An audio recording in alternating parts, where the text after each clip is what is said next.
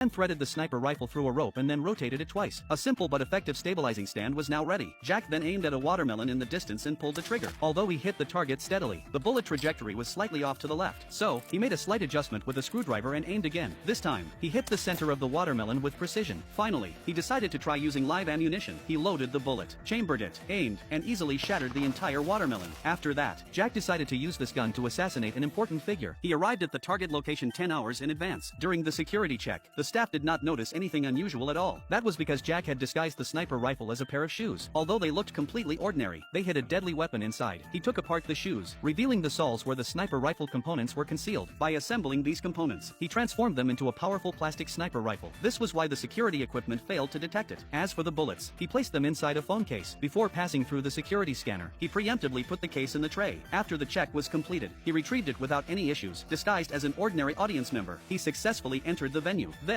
he walked straight into the backstage area. He pried open the door leading to the top of the venue. After reaching the rooftop, he opened the ventilation duct and crawled inside. He hid himself within the narrow duct. Here, he had to stay in this confined space for 10 hours. Through the gaps, he could clearly see the entire venue. Inside the cramped space, Jack took off his shoes, disassembled them, and reassembled them into a sniper rifle. He placed it beside him and quietly waited for the target to appear. Soon, the performance ended, and all the lights in the venue went out. Jack was now the only person left in the entire building. After an unknown amount of time, staff members came up to inspect the area. This was a sign that the target was about to arrive. At the entrance of the venue, the security team had upgraded the access system and deployed additional guards, but no matter what, they would never have guessed that Jack had infiltrated the venue a day earlier. Next, security personnel conducted a comprehensive search of the entire venue. Even the gaps between the seats were carefully examined. Meanwhile, Officer Annie inspected possible hiding spots where an assassin might be concealed. When she reached the rooftop, she was only 3 meters away from Jack. Upon hearing the sound of the door closing, Jack finally let out a sigh of relief. Having stayed in the narrow space for so long, his body had become stiff. To maintain his agility, he had to do some stretches. Soon, more and more audience members began arriving, and the press conference was about to begin. Jack also crawled out of the ventilation duct and started executing his assassination mission. But what he hadn't expected was that the target was extremely cautious. A large bulletproof glass panel had been placed in front of him. If Jack fired recklessly, he would only end up failing. Thus, Jack remained still, patiently waiting for the perfect moment to shoot.